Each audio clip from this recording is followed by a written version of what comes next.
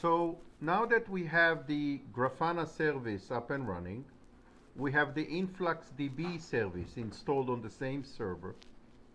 We have the Telegraph agent installed on another Linux machine, and we know it's sending data to the InfluxDB service. Now we can log into the Grafana and create our first data source.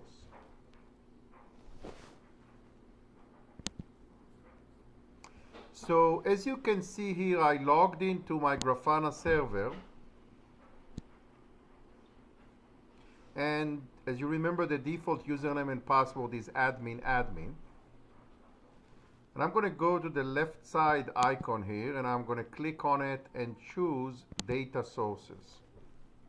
On the right side, add a data source, and we're going to give it a name. I'm going to call it Telegraph, and I'm going to choose InfluxDB. Click on default. The URL should be the following URL, which is the IP of the InfluxDB server and port 8086. That's the default.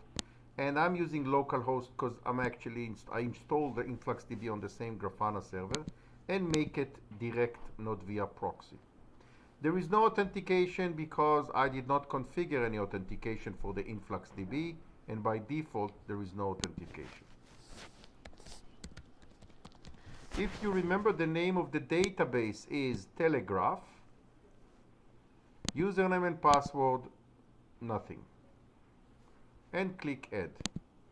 You should get a green Save and Test. Let's wait for it to finish, see that it actually is successful.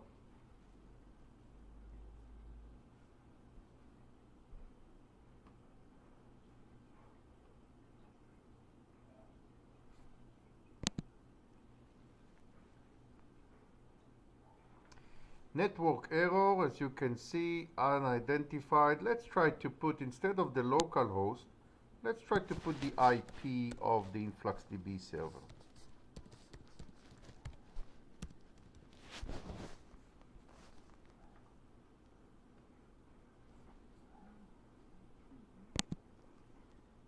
Beautiful.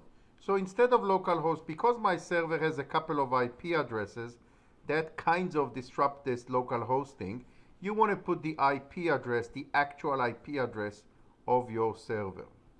And that's what I did. I'm just going to save and test it again, and we're done.